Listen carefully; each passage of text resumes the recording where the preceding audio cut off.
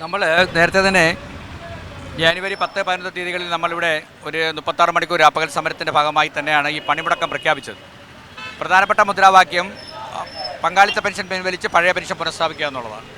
അത് ഇടതുപക്ഷ മുന്നണിയുടെയും അതിൻ്റെ പ്രധാനപ്പെട്ട പാർട്ടികളുടെയും ഏറ്റവും പ്രധാനപ്പെട്ട ഡിമാൻഡായിരുന്നു അത്. അപ്പോൾ അതുകൊണ്ട് കഴിഞ്ഞ 2012 ഉമ്മൻചാണ്ടിയുടെ കാലത്ത് നടപ്പിലാക്കിയ പങ്കാളിത്ത പെൻഷൻ ഇവിടെ പിൻവലിക്കപ്പെടാത്തതുകൊണ്ട് നിരവധിയായ സമരങ്ങളാണ് നടന്നത്. 2016 ഈ ഗവൺമെൻറ് അധികാരത്തിൽ വന്നപ്പോൾ ഞങ്ങളുടെ ഏറ്റവും വലിയ ആഗ്രഹം ഒന്നാമത്തെ ഡിമാൻഡും പെൻഷൻ പദ്ധതി പിൻവലിക്കുമെന്നായിരുന്നു, പഴയ പെൻഷൻ പുനഃസ്ഥാപിക്കുമെന്നായിരുന്നു. പക്ഷേ അതിൽ നിന്നും പിന്നോക്കം പോയതുകൊണ്ടാണ് നമ്മൾ നിരന്തരമായ സമരത്തിൻ്റെ ഭാഗമാണ് അവസാനമാണ് ഒരു പണിമുടക്കത്തിലേക്ക് പോകാൻ തീരുമാനിച്ചത്. അതോടൊപ്പം തന്നെയാണ് ജീവനക്കാർക്ക് ക്ഷാമബത്ത വിലക്കയറ്റത്തിനനുസരിച്ചാണ് ക്ഷാമബത്ത നിശ്ചയിക്കുന്നത്. പണപ്പെരുപ്പം കൂടുമ്പോൾ പണപ്പെരുപ്പത്തിനനുസരിച്ച് കേന്ദ്ര ഏജൻസികൾ നിശ്ചയിക്കുന്ന തോതിനനുസരിച്ചാണ് ക്ഷാമബത്ത. ആ ക്ഷാമബത്ത 19% കുടിശ്ശികയായി. 19% എന്ന് പറഞ്ഞാൽ ഒരാൾക്ക് ഏകദേശം 1/5 ശമ്പളം കുറഞ്ഞുപോയി. രാഷ്ട്രീയ ജീവനക്കാർക്കും ഒറ്റയൊക്കെ ശമ്പളം വാങ്ങുന്നവർക്കും ഒരാൾ മാത്രം ശമ്പളം വാങ്ങുന്നവരുടെ ജീവിതം തീരാ ദുരിതത്തിലായി. നമുക്കറിയാം, നിങ്ങളെ എല്ലാവരെയും പോലെയാണ്.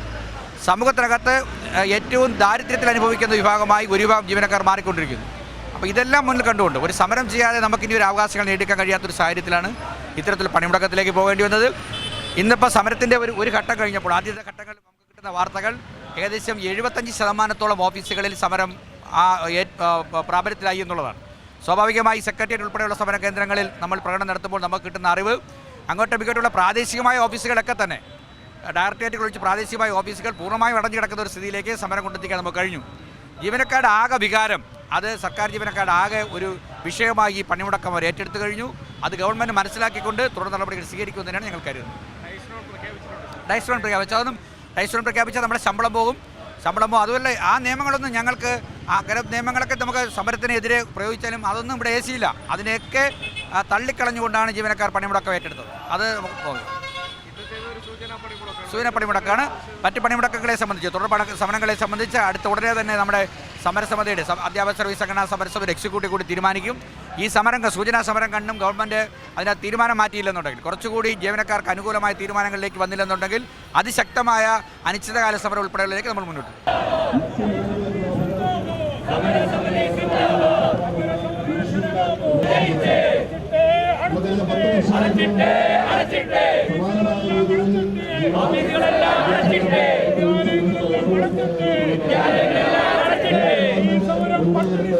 ഈ സമരം പട്ടിണി സമരം.